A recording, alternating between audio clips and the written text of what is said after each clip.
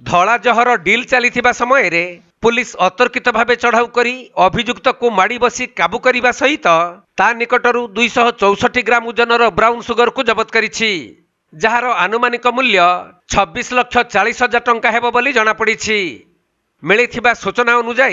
गोटे बाइक रे brown sugar चालान हेउथबार खबर पाई बालेश्वर जिला जलेश्वर पुलिस 60 नंबर जातीय राजपथर आंबलीअठा बाईपास निकटरे अचानक चढ़ाऊ करथिले।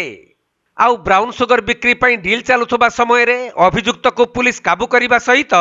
ता निकटरू 264 ग्राम ओजनर ब्राउन सुगर, नगद 1,400 टंका, गोटे मोबाइल और एक बाइक को जबत करिछि police.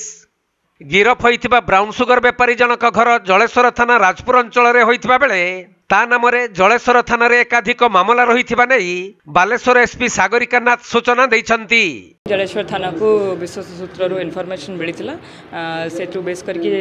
Jaleshwar town Jaleshwar IIC गोटे टीम कन्स्टिट्यूट करते जे कि अमली अठा पाखे आमर जड़े व्यक्ति 39 ईयर ओल्ड को एप्रिहेंड करछंती, जहाँ पाखु 264 ग्राम्स ब्राउन सुगर जार अनुमानिक मार्केट वैल्यू 26 लाख हम से जबत करा यही व्यक्ति जनक गोटे नोन पेडलर अच्छा एरिया प्रीवियसली ना केसेस रजिस्टर्ड अच्छी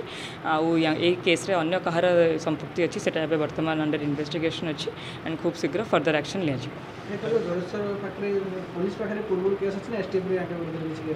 नहीं आमर आम पाखे भी केस अच्छी 22 मसीह ना केस होता एंड फर्दर एमानकर एठिकार जो नेटवर्कटा अच्छी से आइडेंटिफाई कर एंड खूब शीघ्र एक्शन लिया। जमती कि मुझे कहली आमर ये मामलें 21C and 29 रे मध्य केस होती जो अन्य लोक मैंने अच्छा आइडेंटिफाई कराई एंड फर्दर एक्शन जल्दी नहीं।